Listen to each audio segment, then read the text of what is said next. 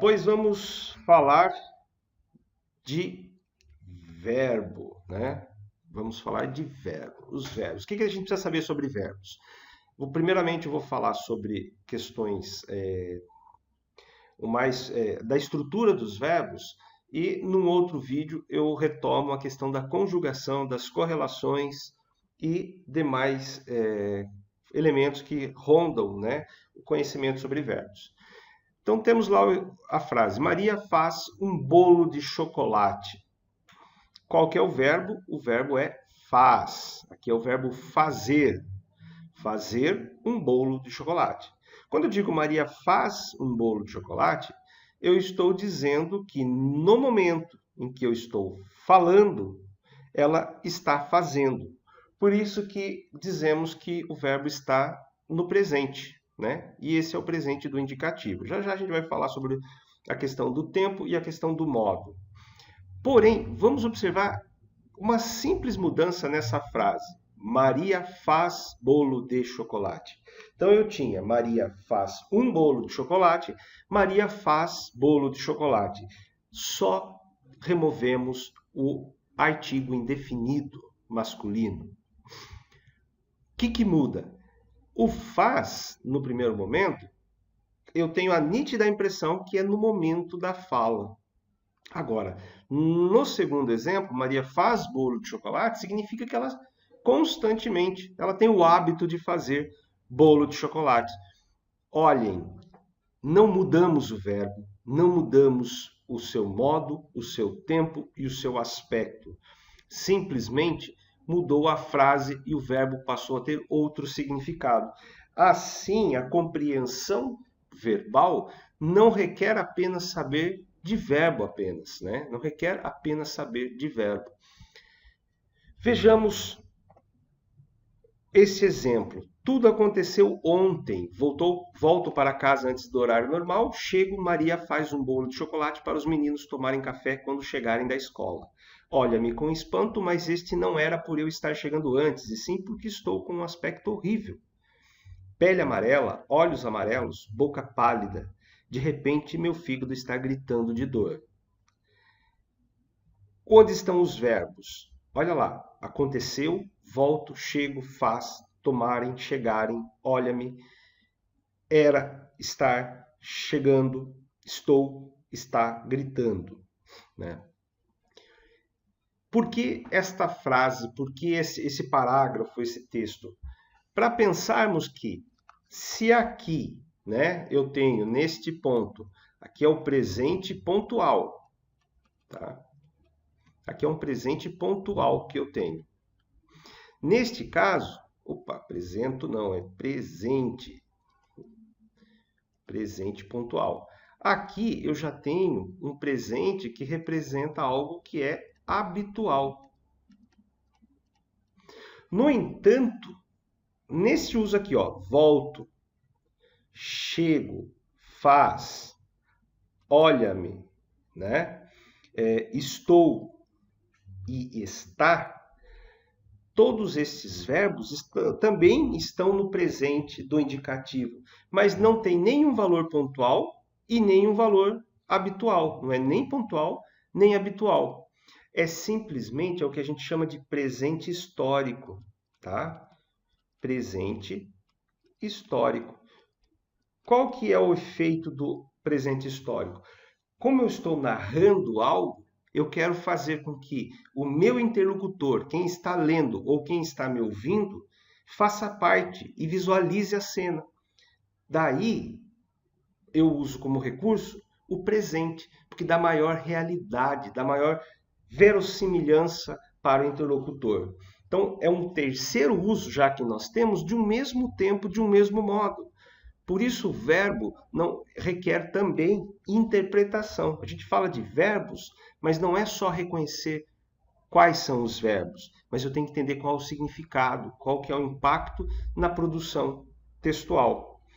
Vamos para os elementos do verbo. Modos verbais. Quais são os modos? Eu tenho um modo indicativo, que expressa ação ou estado denotado pelo verbo como um fato real. A gente costuma dizer que o indicativo ele indica algo que é tido como certeza, como algo certo por quem está enunciando. Eu tenho o modo subjuntivo, que expressa a ação ou estado denotado pelo verbo como fato irreal, como algo possível, desejável. Faltou ali, tá? É irreal, não irréu. Como algo possível, desejável. E o imperativo, que expressa pelo verbo uma ordem, pedido, conselho. Olha lá, mais um erro de digitação aqui. Conselho, exortação. O que são isso? Se eu não tenho nem certeza nem incerteza, nós temos o imperativo, porque um pedido não é certo que vai acontecer, nem uma ordem, né? Não é certo que a ordem vá acontecer.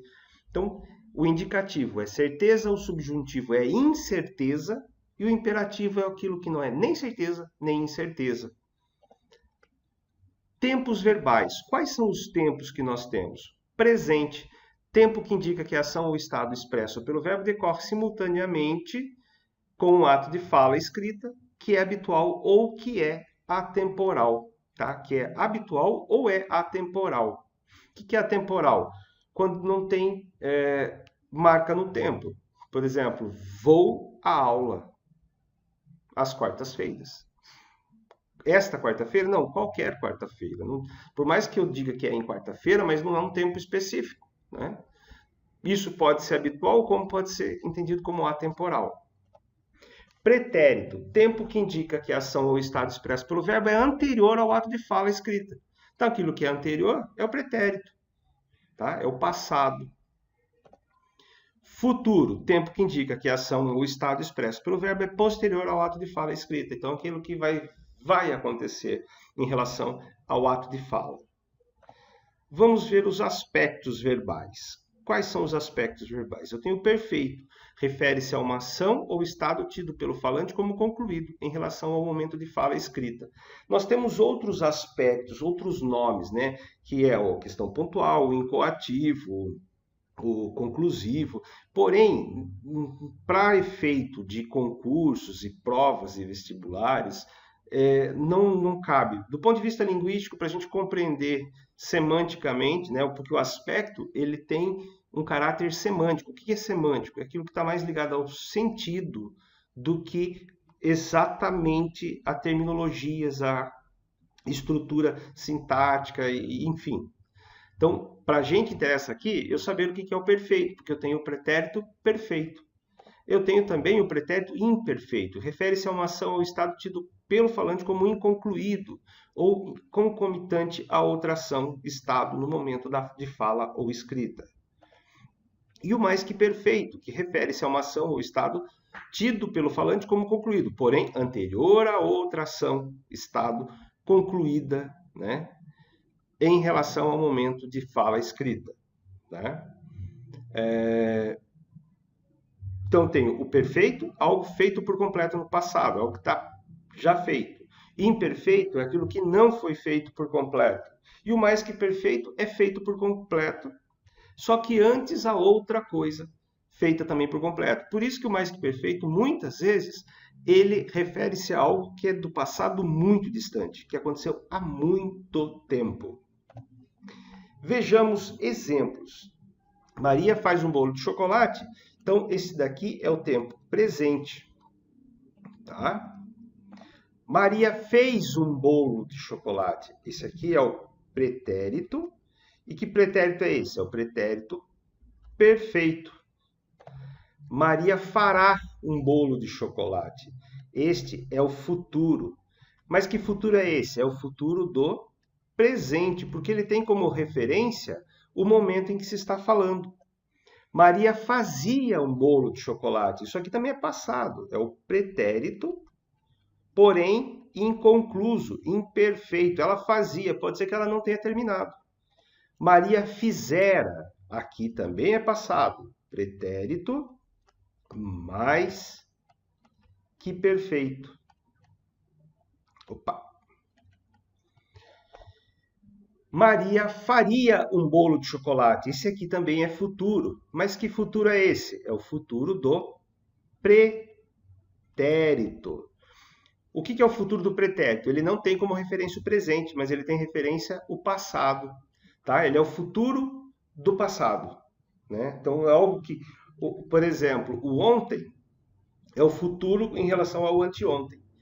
Todos estes daqui são indicativo,